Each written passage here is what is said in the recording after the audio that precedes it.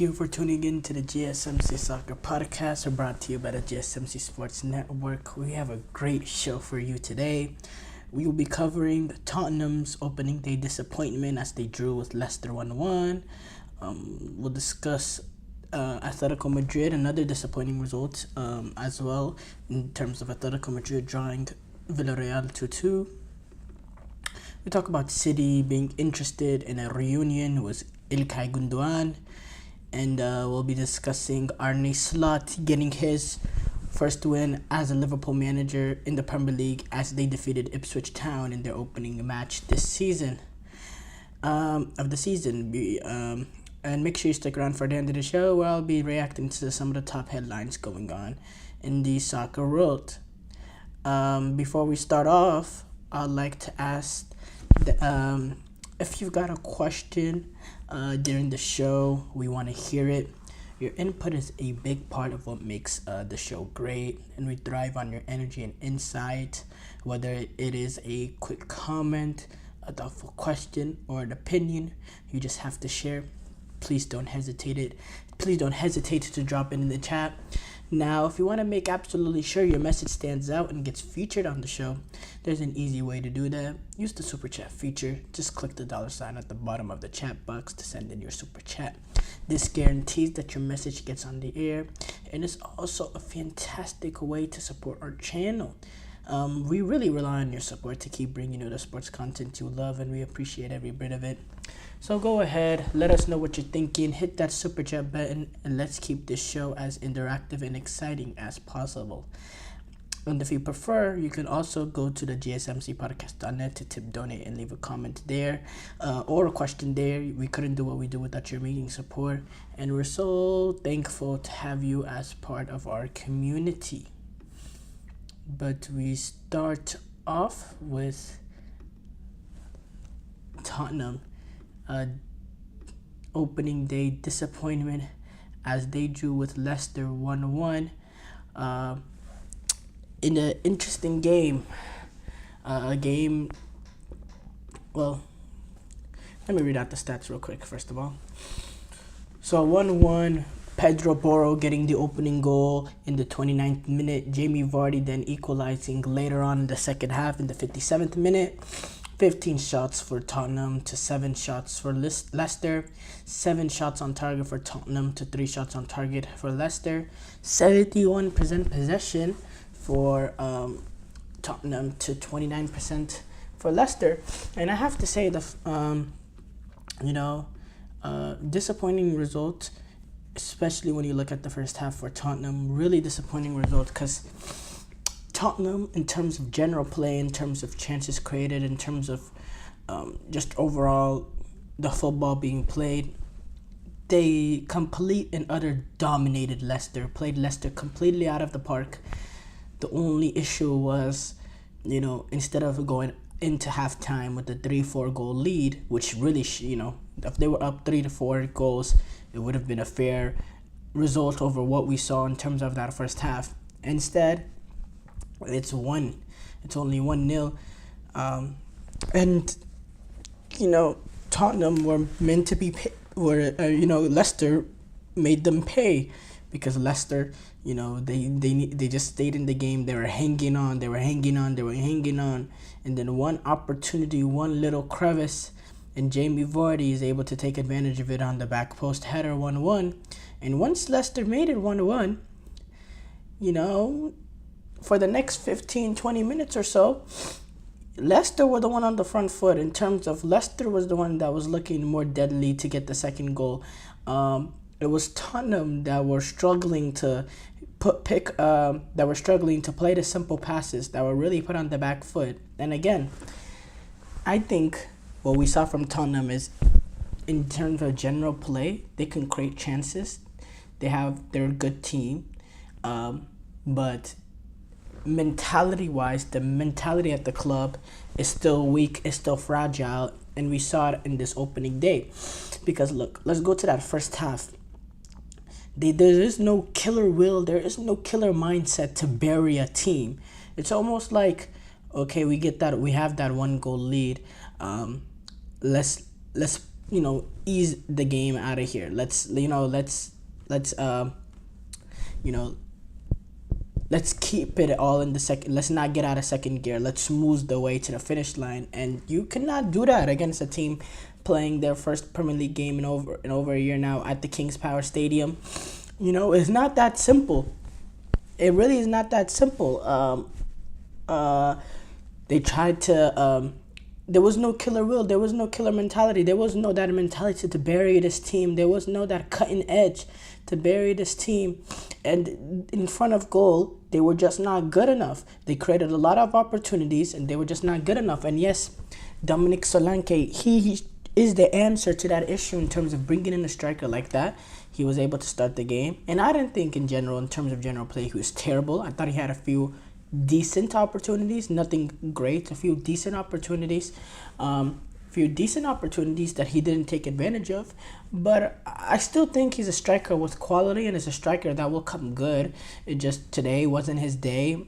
And yeah, and Tottenham, they just were not good enough in front of a goal. Now, Tottenham, they're going to be banking on Dominic Solanke being the player that he was for Bournemouth last season, being that sort of goal-scoring presence for them. Because, well, today, that was the main thing, especially in that first half. It was just being able to get the ball in the back of the net, that real cutting edge, that real final ball, that real clinicalness in the final third. And again, also mentality, having that killer will to want to bury a team, to get rid of a team, to want to get this game done by halftime. There was that. You watched the game and you saw they didn't have that sort of killer will. And on top of that, I talk about mentality. Once they concede that goal in the 57th minute, which is, by the way, the only opportunity they had the entire game, Tottenham looked shaky. Tottenham couldn't play a ball, a simple ball. It just seemed like all the momentum shifted in a snap in one snap, which is very concerning, because again, you're dominating the game in terms of how dominant that they were in that first 56 minutes. I can't put into words. Extremely dominant. And then one bad moment, and it shifts the whole momentum of the game, and the team suffers a psychological blow from it, a big psychological blow. And that's concerning signs. Now, look, for me, in terms of them not being able to get that second, third, the finishing and all that, that is an issue. But I think that's an issue that, I think it'll get solved for Dominic Solanke. I think he will be the answer for them. I really believe in him. I think he's a very, very good striker. I just think he started off a little bit slow, which happens. It's he just started training with the team a few days ago now or so. So it's I'm not worried on that aspect, but I am worried about the mentality. There's always been a problem with Tottenham's mentality, and from this opening game so far, I don't want to judge what they're going to do this season just from the opening game, but what I saw from the opening game, the mentality is still an issue. There is still that sort of bottle job mentality there, because that was a game that they just completely had in their hands, that they should have taken over and wiped out, and instead they kept Leicester into the game. And then once Leicester had the one opportunity, the defense cracked, and then it completely shifted momentum for the next 15-20 minutes. That is a mentality issue that's been a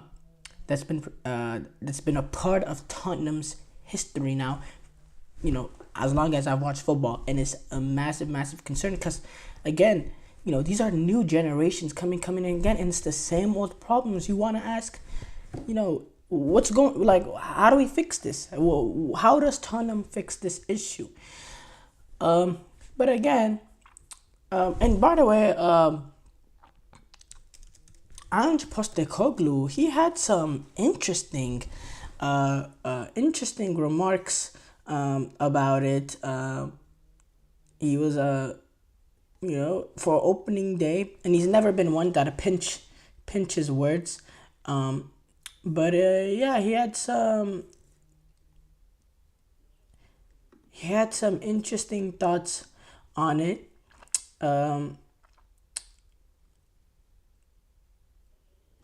Whenever he was speaking about it, Postecoglou, after the game, he said it was an issue we had last year as well. We we need to keep working hard and be a bit more ruthless in front of goal. At times we made poor decisions when we are at that dominant. We should be out of sight. We do everything to score goals and we didn't score. The dominance is great, but if we don't score, it is meaningless. We have to be stronger in our mindset in the front third. To be that wasteful is disappointing. We just weren't clinical to get results. You need to be a lot more ruthless in the final third. If we won't get the rewards our football should get. If we are going to get to the next level, it is an area we have to improve. We want to bridge the gap to the top teams. The performance of the players in general is very good, but we need to turn good performance into outcome. And that's the thing. It was a good performance in terms of general play, especially in that first half, but the results just doesn't show it. And yeah, that's an issue that Tottenham is gonna need to solve. Because look, you want to look at all the other teams, all the other teams that are competing up there. When you're talking about Arsenal, Tottenham, we're talking about Arsenal, we're talking about City, we're talking about Liverpool, These are all teams, Aston Villa, these are all teams that took care of the weaker opposition in their opening game. Despite, some of those teams having slow starts like Liverpool had with Ipswich Town, they took care of the result against teams that are against teams that are difficult. In the Premier League, every game is difficult, but they're teams that these top teams are expected to beat, and they took care of it. Tottenham ready. They're ready. Had a slip into the season, and it's just not a good start for them. It's very, very disappointing. But I do think getting Dominic Solanke in, allowing him to continue to get molded into the team, get more chemistry, start fitting in, having the players understand his tendencies.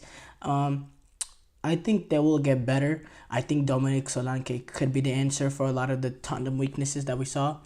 And but again, it's just a bad start to the season for them. It's a really bad start to the season for them because you want to take care of the weaker oppositions like other teams were able to do in their opening game. Tottenham was not. So, But guys, short break here coming up. And when we come back, we'll be discussing Atlético Madrid drawing with Villarreal 2-2. I feel like I'm losing my mind. Is everybody in the world blind? Please, Lord, give me a sign, a sign. I feel like I'm losing my mind. Is everybody in the world blind? Please, Lord, give me a sign, a sign. I wanna be the greatest. Everybody on the fake shit. I look around and feel like everybody is the fakest. I make this every day and I'm impatient, hoping one day I blow up from the basement. Statement, the top is so vacant. I don't hear shit that I think is amazing. Waiting for my day when I'm playing sold out shows for 1,000 faces. Hey, give me that crown, get in my way and to be put down. It ain't your place, all this my town. If I want that shit, then I'll get it right now. I'm losing it, the noose it fits, some losing shit, a stupid myth. You choose to live or choose to dip, you choose to fight or lose your grip and lose a gift. I feel like I'm losing my mind. Is everybody in the world blind? Please, Lord, give me a sign, a sign. I feel like I'm losing my mind. Is everybody in the world blind?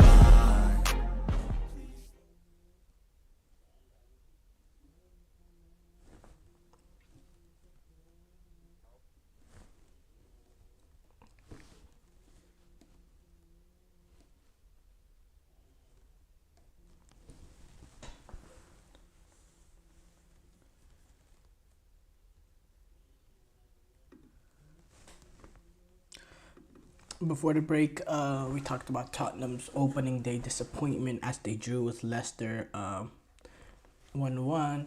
We move on to talk about Atletico Madrid. They have drawn with Villarreal 2-2. They have drawn with Villarreal 2-2 in their opening game. Alexander Sorlos, he was able to make his La Liga debut for for um, for Atletico Madrid. Julian Alvarez as a substitute, he was also able to make his debut, but this was not enough. Atletico Madrid were not able to get the 3 points. Going to away at the Estadi de la Ceramica, which could be a difficult place to play in Villarreal. They have a great atmosphere despite not having a huge stadium, not having the biggest stadium. They have a good atmosphere there. It's a team. It's a team that's difficult to play against there. Villarreal does have some quality with the likes of Danjuma, Gerard Danjuma, who actually scored, I believe. Did he score?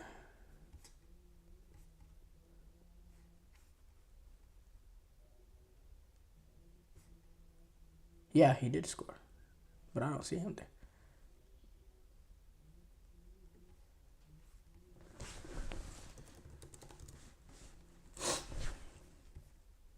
Yeah, but with the likes of Danjuma, Gerard Moreno, Alex Baena, who was actually part of the Olympic team, that was actually part of the Olympic team that what's it called?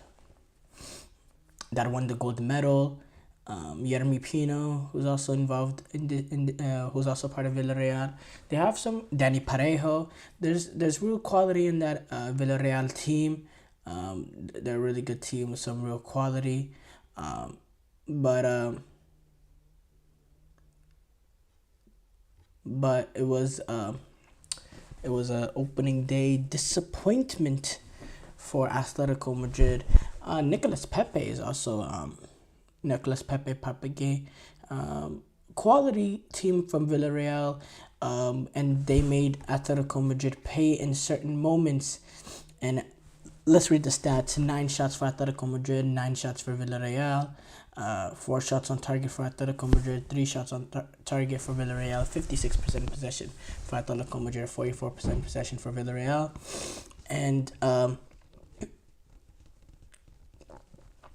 and yeah, it's a disappointing start to the season for Atletico Madrid. Atletico Madrid now adding Julian Alvarez, bringing in Sorlos into the club that had a good season, goal scoring season. This past year, Alexander Sorlos, not at Villarreal, getting 23 goals in 34 games. Atletico Madrid, they're looking to compete, and now they have Conor Gallagher, who's now coming in again. Now it's set to be done. Now that's going to be completed. Which he was not, obviously he was not involved in this game because he's just flying back. But yeah, it's same old Atletico Madrid. Certain moments they show their brilliant attacking display in terms of when they're on it, they can play some beautiful attacking football. They can play some beautiful attacking football when they're playing to their best. They can play some beautiful, beautiful attacking football, and it's great to watch. And there was action. It was action packed in this game, but at certain times they just look vulnerable defensively. That they don't, they look vulnerable in certain moments defensively. They're not able to put games away, and it's and it was a lot of unexpected things like Oblak flapping at the cross, and then the ball hitting Koke and bouncing into an open net, and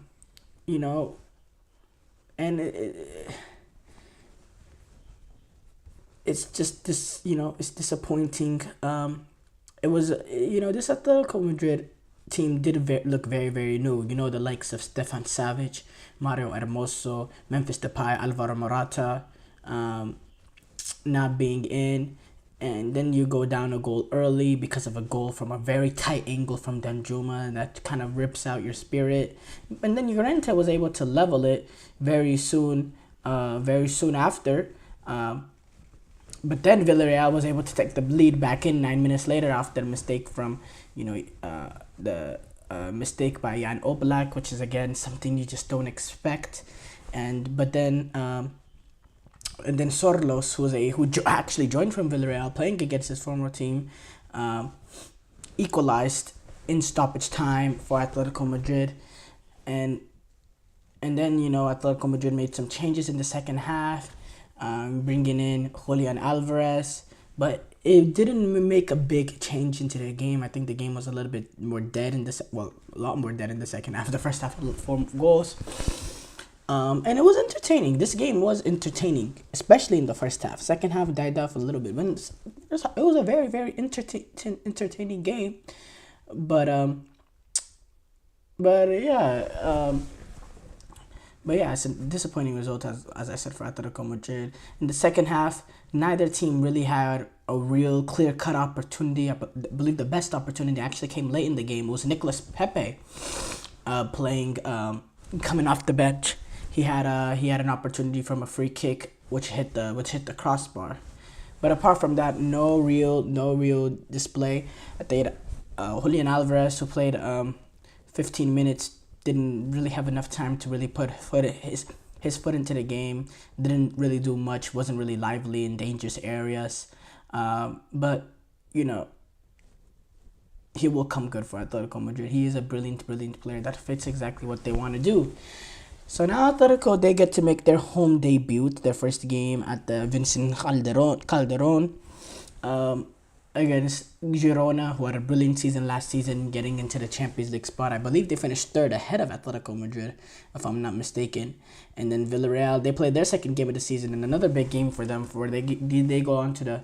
They go to the Ramon Pis. I'm not even gonna try to pronounce that stadium.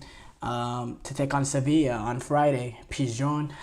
Ramon Pizjuan. I don't know if I said that right. To take on Sevilla on Friday. So 2 big games coming up for these 2 teams. Now going to this though, on top of that, I think we're going to segue for the final part of the segue with them. Atletico Madrid being able to bring Conor Gallagher in.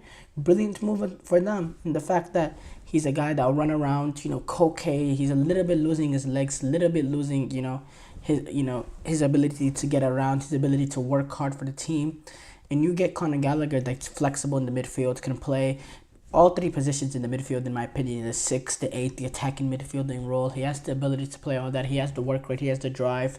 He's technically good in midfield. He'll be able to drive the ball past players. He'll be able to pick out a pass. He has that goal-scoring threat too. If you're playing him in attacking midfield role, he has that ability to score that wonder goal. If you look back on his seasons at Crystal Palace before he was at Chelsea, he scored a reasonable amount of goals for Crystal Palace, and it was some bangers as well. He has that sort of unknown element to him. He scored 8 goals actually in the at Crystal Palace in the 2021-2022 season. So he has that nature to him. He has that sort of ability. If you play him in that more, he has a wonder goal in him. So I will not. I think he will make a big impact. I think, as I said about Julian Alvarez, he will also make a big impact. And I'm interested to see, if Griezmann doesn't get that move away, which, as the transfer window goes day later, it's looking like it's not going to happen.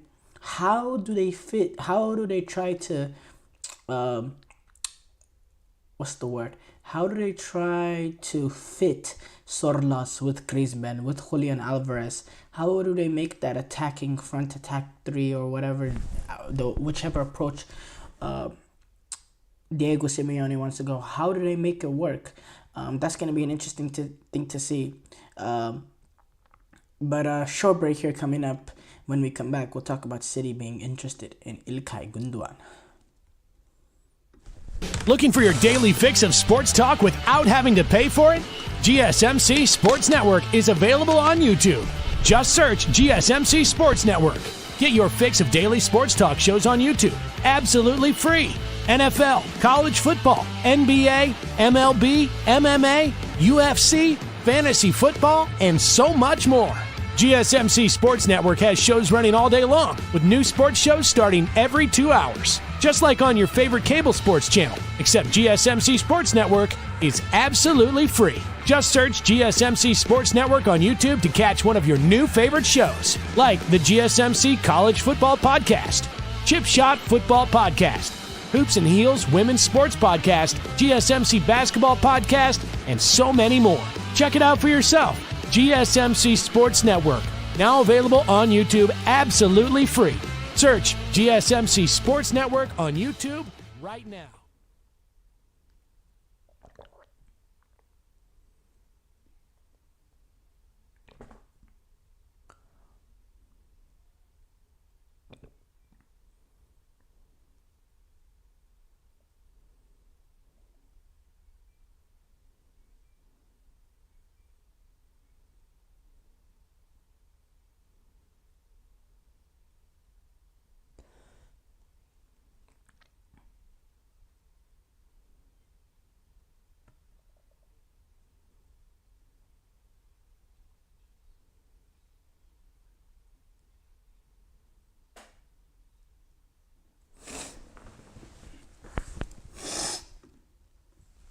Before the break, we talked about Atlético Madrid drawing with Villarreal 2-2. We move on to discuss Manchester City. They have announced their interest in a potential Ilkay Gundogan reunion. Not announced. They haven't announced their interest. Obviously, it's been reported that they're interested in an Ilkay Gundogan reunion. Now, this comes with the news. Number one, the main news of yesterday was that he's going to retire from Germany. But on top of that, it seems as if Hansi Flick, it seems as if Barcelona want Gundogan to leave, and maybe there's mutual in terms of Gundogan wants to leave himself. Sources say, I've heard sources say that Hansi Flick, just doesn't fit in his plans in terms of Robert Lewandowski and Ilkay Gundogan both being in the same team in the way that Hansi Flick wants to play, that sort of high pressing, high intensity level of play. I don't think he fancies that. That's one report I heard. Another report I heard is that Hansi Flick actually wants Gundogan to stay, but the club, the higher ups, they're allowing him to leave if the right offer comes. Look, going to Ilkay Gundogan, my thinking was, if Hansi Flick doesn't see him as a possibility, or Hansi Flick, doesn't think him and Robert Lewandowski fit together in the way he plays. I can see that also because I've been talking about Dani Olmo coming in.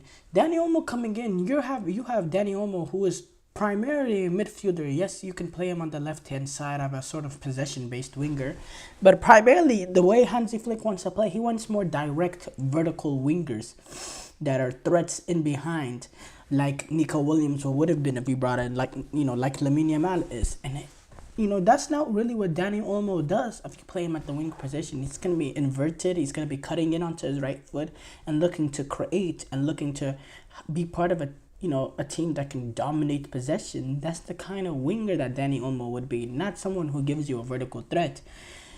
So what you do is you play Dani Olmo in more of the attacking midfielder roles, a little bit behind the striker, as that sort of number 10, has that free reign to, make runs into the box and be a threat to score goals, pick up pocket of spaces between the center backs and full backs that can lead to possibilities. He is that sort of cute and clever player that's able to do those sort of things. But the issue with that is, you put Dani Olmo in the mid, in that you already have Pedri, who you can, play in the sort of 8 role with the extreme passing range he has. But then you're pushing already Frenkie de Jong back into the 6 role. And then you have Gundogan, who's, where does Gundogan fit in that? Gundogan and Dani Olmo, they're going to pick up very similar spaces. And then Pedri's there also, and Frenkie de Jong is there also. Is Gundogan at this point can accept the role off the bench, or is the Pedri going to be the one that's going to be on the bench? That's just a little bit of a confusing situation that Hansi Flick, and maybe a situation that Hansi Flick just flat out doesn't want to deal with, so he just allows Gundogan to go. But But I think it'll be the right move for Gundogan. I don't think he wants to be at the bench right now at this point in his career, 33 years old. He finds himself now in a possibility he can chase, an enormous amount of money and go to Saudi Arabia and just, get the money and get generational wealth. Or he could go back to Manchester City and continue winning trophies for them, because City are among some of the teams that are exploring the possibilities of signing him. So I think they find themselves in a I think Gundogan finds himself in a good position in terms of he has good options all around, with City expressing interest in him for a reunion. I think he has good options all around. He can take that amount of money if he's satisfied with what he's done in his career, because he's accomplished everything.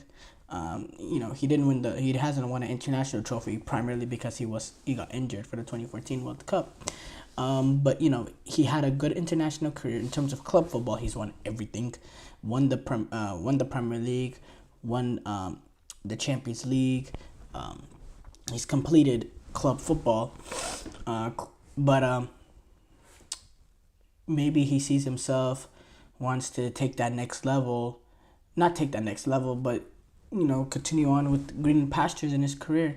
And it's really up to what what Ilkay Gundogan wants at the end of the day.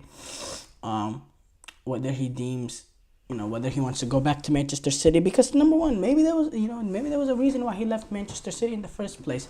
City seem interested, but is there interest on Gundogan? I don't know exactly why. Maybe Gundogan wanted a new project at Barcelona, and is he interested in going back? Maybe he got a little bit bored at Manchester City. Is he interested to going back there? Is that what he wants for his career? That's also a question that Gundogan wants to answer himself. Maybe he's just tired of, not tired, but maybe he's just done with Manchester City. He's won what everything needs. He's had his time. He sees his time at Manchester City being close. If that's the case, then, I don't think there's flipping in Ilkay Gundogan's mind. But again, going back to his time at Barcelona, there's always been a little bit rambling. Ilkay Gundogan last season, you talk about some of the comments that he made, after El Clasico, almost questioning the passion of the players in the locker room for Barcelona in terms of not feeling enough pain.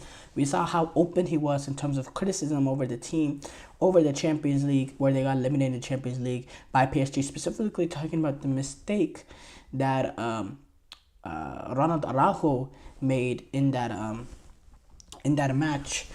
That red card, the denying of obvious goal-scoring opportunity red card. It was a big mistake by Ronald Araujo, right? But it's not something you really come out and be so definitive about. And yeah, I think Gundogan, there was a little bit moments that it was a little shaky, because he came in, almost came in on the reputation that he's built it for himself at Manchester City. But this is Barcelona.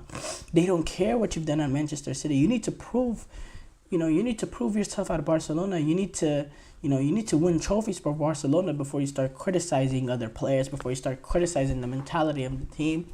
Now, maybe Xavi allowed that, and Xavi kind of opened up a pathway for him to do that, and handing him a leadership position in terms of the squad. He is still one of the more experienced players in the squad. Last season, despite only being at Barcelona despite that being his first season at Barcelona. But yeah,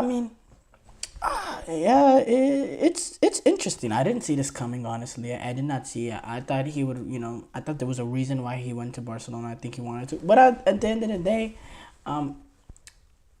it's very confusing, whether it's him wanting to go, whether it's Barcelona trying to force him out, going back to Manchester City. There's also another thing. Manchester City, they are exploring a possibility of a reunion, but does Gundogan want that? There's a lot of shaky things about this, like a lot of things that are a lot of more questions than answers, in my opinion, and it's something that I don't have a clear grasp on exactly what is going on.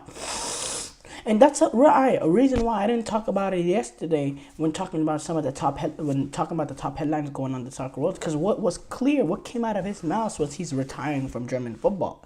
But then all the things about his future at Barcelona, all that, it was just a bunch of sources and rumors and this and that. I was like, you know what, I'll cover this, tomorrow once I get to know a little bit more. And, I tried to do even more research on it, and I still don't know exactly. Is it Gundogan that wants out? Is it Barcelona that trying to force him out? Does Hansi Flick want him to stay? Does Hansi Flick want him to go? Is he the one that doesn't want? There's a lot of conflicting rumors. And then Manchester City. Manchester City's interested in Gundogan, but is Gundogan interested in Manchester City? Does Gundogan want to fancy himself taking the money and going to Saudi? What is going on? There's so many more questions and answers, and we will get answers within the next few days. We will get answers because, the transfer window doesn't open forever. It's going to eventually close, so we will get answers within the next few days, and Gundogan's future is going to clear up even more. But if City are able to get a guy like Gundogan back in after loaning out Kevin Phillips, I think he's a good addition to the team. I think he'll immediately get back and take his place into the team, doing what he does best, playing in that sort of role in between De Bruyne and Rodri, being the connector. I think he'll take it. I think he's an upgrade over Mateo Kovacic, who is a very, very good player. He scored that amazing goal against poor goalkeeping right away, but he scored that amazing goal against Chelsea this past weekend against his former team. But I think Gundogan comes in and takes his place. I don't think there's a drop off with Gundogan at all. I saw what he did, what he was able to display at the European Championship. He's still a brilliant player. So I think it'll be a great addition for Manchester City. Short break here coming up. When we come back, we'll talk about Arne Slot's opening Premier League match as Liverpool beat Ipswich Town 2-0.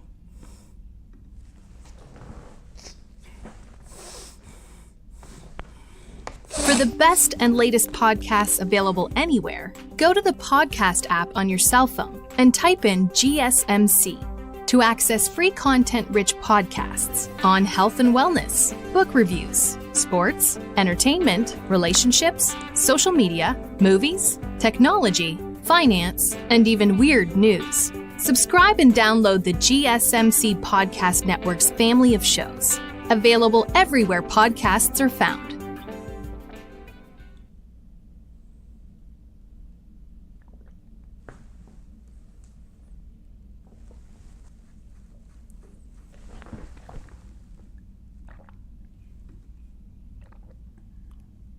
Before the break, we talked about City being interested in a Gundogan reunion.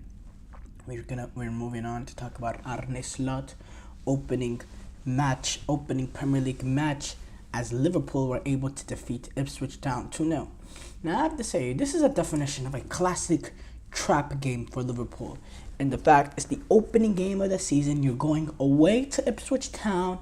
It's a 12:30 window, 12:30 time slot, local time slot, 12:30 time slot sort of game. It's Ipswich Town first game in the Premier League for 20 plus years. On top of that, they're playing at home, and yeah, it was a perfect possibility of Liverpool, potentially dropping points in this sort of game because it's a perfect trap game for Liverpool. But Liverpool, after lackluster first half, just in general, in terms of general play, lackluster, didn't create much in the first half. They were able to kick it off in the second half. They were able to create opportunities. They were able to be dynamic. We saw some brilliant balls being played in by Trent Alexander-Arnold. We saw the quality of Salah as well, getting that assist, also getting the goal. And Liverpool were able, at the end of the game, get out with a comfortable 2-0 lead, with the goals coming from Diego Jota in the 60th minute, assisted by Salah, and then goal by Salah in the 65th minute. We go to the stats: 18 shots for Liverpool to 7 shots for Ipswich Town. 5 shots on target for Liverpool to 2 shots on target for Ipswich. For 63% possession for Liverpool to 37% for Ipswich Town. It was a good game. It was a perfect game. They didn't dominate, which was expected because of everything I said. But they were able to overcome a very frustrating first half. Going up against the Ipswich Town that didn't leave a lot of spaces. I think Ipswich in that first half, they played really, really well. They closed down the spaces. They looked a little dynamic in transition in the few moments that they could threaten Liverpool. And they limit the space for players like Diego Jota, Luis Diaz, and Mo Salah to take advantage of. But despite that opening first half, They're able to finally find that real cutting edge in that second half. Talk about that ball by Trent Alexander-Arnold. Take that, Gareth Southgate. That's a brilliant right back doing what he does best. A brilliant player, the best fullback in Premier League. We saw his quality, that ball he plays into Salah, who's able to roll it into Jota's pass. And then you see a little bit of combination play between Szoboszlai and Mohamed Salah. Intricate passing, good play in tight spaces, being decisive, and leads to Salah getting the second goal. It was clinical, it was decisive, it was professional in the way Liverpool did it, and it's a great game for them. It's a perfect start for Arne Slot, who has not had a signing come into Liverpool since he's taken over. We're going to talk about in the next segment one potential signing that's coming in, which is not really a position that's really going to help them, at least for this season. But this is the first... and by the way, interesting stat. Arne Slot is actually the first permanent Liverpool manager to win his opening league match since Graham Souness did it in 1991.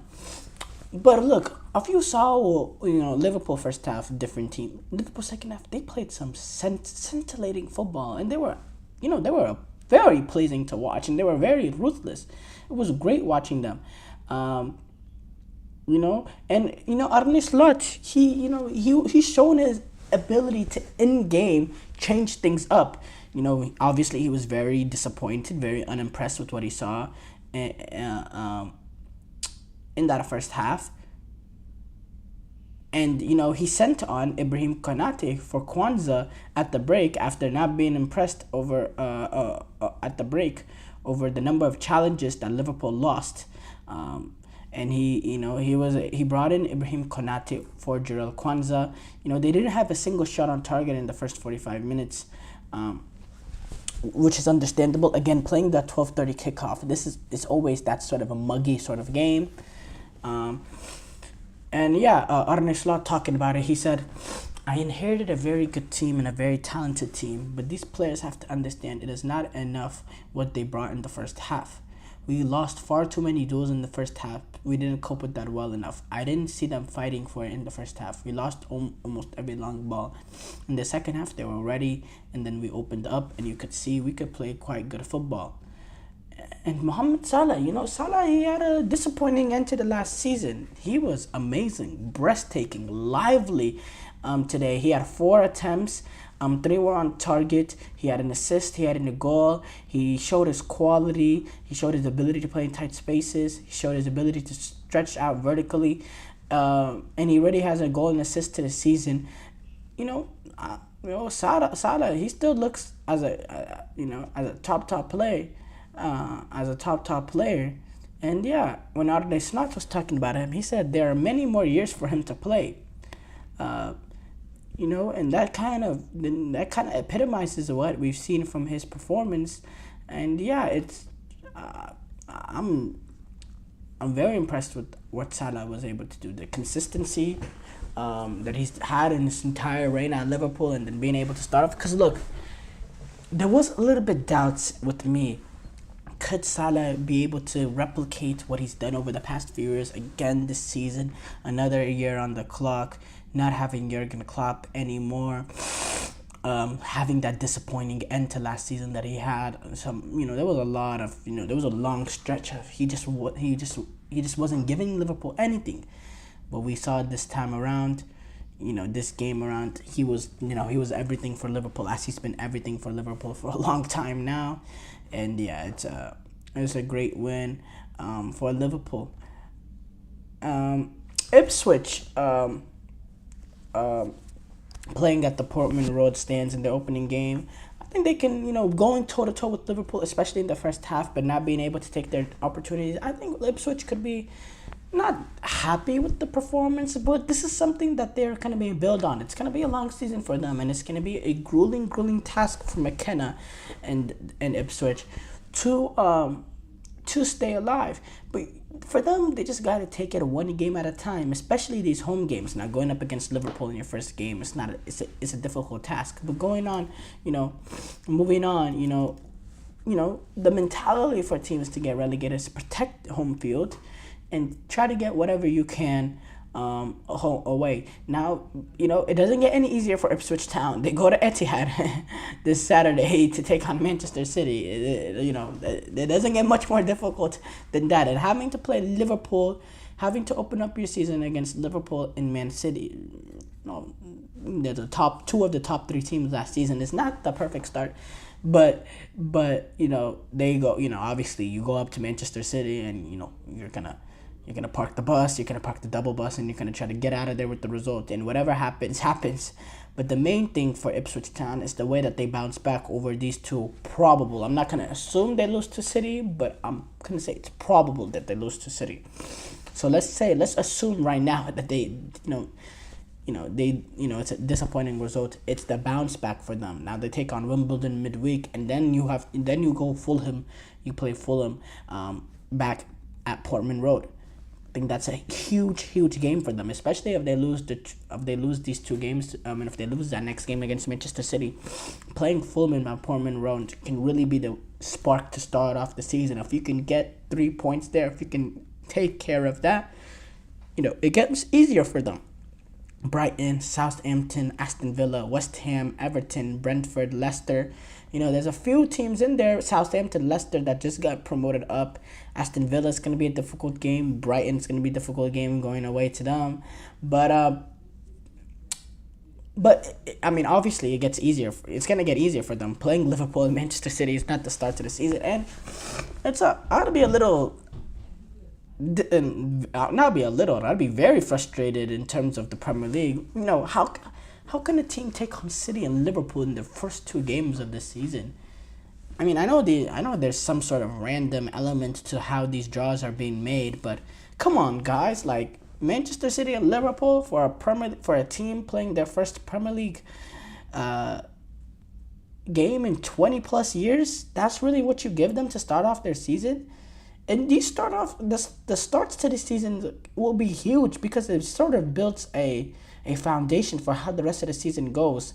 And if you lose your first two games, it's mentally difficult to bounce back from that because it always moves to the next game. Is this to kind of be the moment that we break open our season? Oh, we lose again. Okay, when is the next moment gonna come? When can we finally start this positive momentum? So yeah, for Ipswich, I think the key is that Fulham game, in the third game of the season, playing that at Portman Road. I think that's going to be a critical game for them. As far as Liverpool, I haven't actually checked who Liverpool played. Let's pull it up real quick. I believe Liverpool take on Brentford. And then they have their big rivalry game. Manchester United actually, it's at Old Trafford in the third game of the season. So yeah, they open up their home campaign. They play their first game at Anfield against Brentford on Sunday. Expect an electric atmosphere there. I think Brentford is going to be very difficult for Brentford to get any sort of result there at Anfield, despite Brentford having a good result for them in their opening game, getting the win by 2-1 over Crystal Palace, winning goal by Ewan Wissa. But yeah, I think Liverpool, both of those teams are going to be looking forward to that third Premier League game of the season. Short break here coming up. When we come back, we'll react to some of the top soccer headlines going on in the world.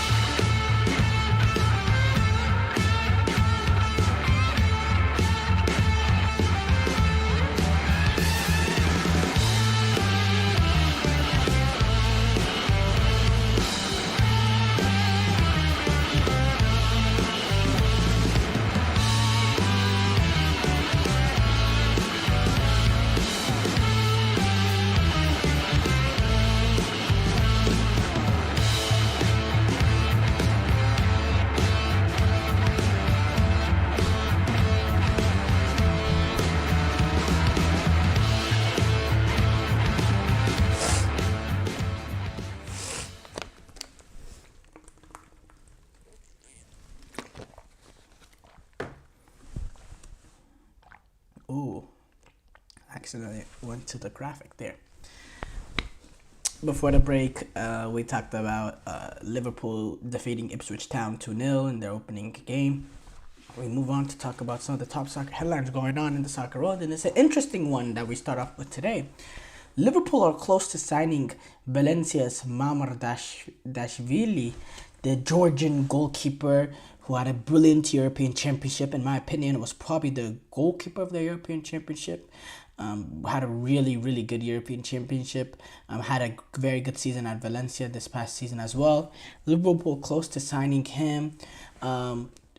Valencia and Liverpool right now, they're negotiating a deal for the 23-year-old, which will be around 40 million euros or so. He's 6'6" goalkeeper, and the deal is not finalized right now, but it's looking like it's moving towards, it happening and it being successful.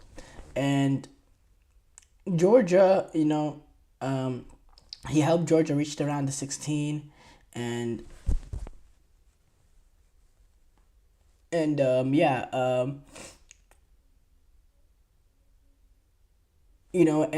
it's also reported that he's going to remain on loan at Valencia until the end of 2024-25 season before he actually moves to Anfield next summer. Now, Liverpool, they actually have Alisson Becker right now, and they also have Keller as their backup goalkeeper. But I think, I assume the move is looked at as planning for the future, for when Alisson does leave the club. It's an interesting move for me in the fact that it's Alisson Becker is only 31 years old, which is not relatively old for a 31-year-old. And he's still one of the world's best goalkeepers. He's, Alisson Becker right now, and he's gonna be one of the best goalkeepers in the world for the next 3, 4, maybe even 5 years. Because goalkeepers are relatively, 31 years old. It's not old really for a goalkeeper, but Liverpool, they're planning for a future. They do tend to be clever in terms of that, in terms of planning for the future, in terms of a future replacement. I do think Alisson, he's going to be the goalkeeper for a decent amount of time for Liverpool, as long as he wants to. So, but, it's good business for Liverpool. That can turn out to be a bargain. When you think about it in the whitescape, getting a goalkeeper who's 23 years old. Manchester City's Philip Foden has completed an individual award double. He's named the 2024 PFA Player of the Year, and this is actually 3 months after winning the FWA Footballer of the Year. Foden, he's actually became the 4th City player in 5 years to be voted as the Player of the Year. Kevin De Bruyne did it in the 2020-21 season. Erling Haaland did it in their Champions League winning campaign in 2023. Cole Palmer was also, he won the PFA Young Player of the Year, getting 27 goals and 15 assists in all competitions after, his first season at Chelsea after arriving from Manchester City in the transfer window for around £40 million. And he scored a goal in the European Championship final that capped off an amazing year that he had at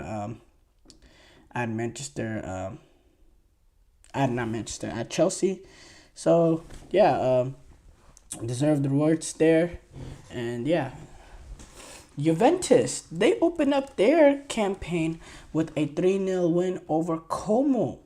To open up their Serie A campaign, Atalanta was able to defeat Lecce 4-0. Lazio defeated Venezia 3-1.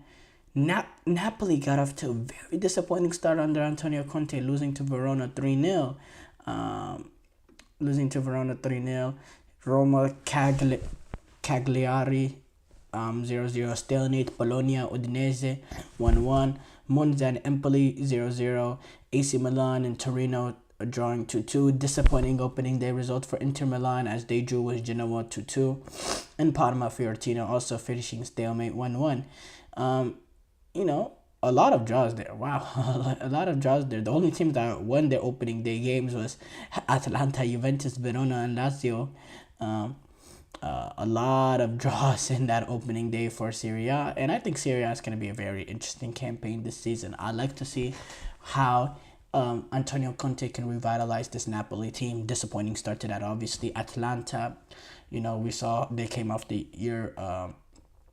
Europa League winning campaign. How did they build off that despite losing cup minors, despite losing key players to ACL injuries, specifically Scalvini and Scamacca? Juventus, this new look Juventus, forcing a lot of players out now with Thiago Motta coming in. We'll see how this team goes. AC Milan now with Paulo Fonseca in charge. Again, new look for them. Interesting to see how Christian Pulisic and the crew, And Inter Milan, how do they bounce back after winning their Serie A campaign last season? The fact that, the next step for them is, they won Serie A 2 years ago. Then there was a brief gap where Napoli won it, and then they won it again this past season. Can they win it back to back? That's the next step for Inter Milan, getting that back to back to really announce this sort of domination that they've had for this brief period in Serie A. I'll be interested to see if Simone Inzaghi can start adding to the Inter Milan resume in terms of this current Inter Milan side. Because Lautaro Martinez, brilliant player, and Inter Milan, brilliant team. Raheem Sterling is with what happened, not being involved in the squad in the opening day against Manchester City, which is only going to get tricky now that João Felix is coming in the club. There was an interesting statement that came out of him, or came out of his representatives. Let's read that actually. Let's read the statement actually before I offer up my opinion. He returned to England. This is what they said. He returned to England 2 weeks early to conduct individual training, and he had a positive preseason under the new coach, who has developed a good working relationship with. He is committed as ever to deliver at the highest level for Chelsea FC and the fans who he holds in high regard. And given his inclusion in official club pre-match material this week, our expectation was that Raheem would be involved in this weekend fixture in some capacity. As a camp, we have always had positive dialogue with and assure from Chelsea FC in relation to Raheem's future at the club, so we look forward to gaining clarity on the situation. Until then, we will continue to support Raheem's desire to start the new season positively. When Maresca was asked about it, he said the manager has to make some decisions. Sometimes players don't like it. That's normal. Just a technical decision, no more than that. Which is interesting. Now, Chelsea have their midweek battle now in the Conference League on Thursday night, taking on Servette in their first leg, which will be played at the Stade de Genève in Switzerland. Stade de Genève. And yeah, because in Raheem Sterling, he's actually been left out of the squad to face Servette in that midweek tie, which is going to raise even more questions, and it's going to increase the uncertainty surrounding his future at Chelsea. We've seen that Juventus, they've inquired about him, and yeah, at the end of the day, Chelsea's squad is very, very bloated. And now with João Felix coming in, it's just going to become even more difficult for, João Felix, for Raheem Sterling to get into the squad. You already have the likes of Pedro Neto, Mykhailo Mudryk, Nicholas Jackson, Nkunku. There's a lot of players already at this club. It's very, very bloated, and it's a huge part of the mistakes that this club has made. So, yeah, I think the time for Raheem Sterling at Chelsea really needs to be coming for an end, because I don't think it's at this stage in his career. I don't think Raheem Sterling wants to be scrapping for minutes here and there. I think he wants to be a player playing game in, game out, a player that's to be relied upon the team. But thank you guys for tuning into the GSMC Soccer Podcast presented by the GSMC Sport Network. Your support means a lot to us, so please remember to subscribe to the show and leave a positive review. It really does make a difference. We also invite you to follow us on Facebook, Twitter, TikTok, and Instagram for more content updates. So thank you once again. Have a wonderful, wonderful day.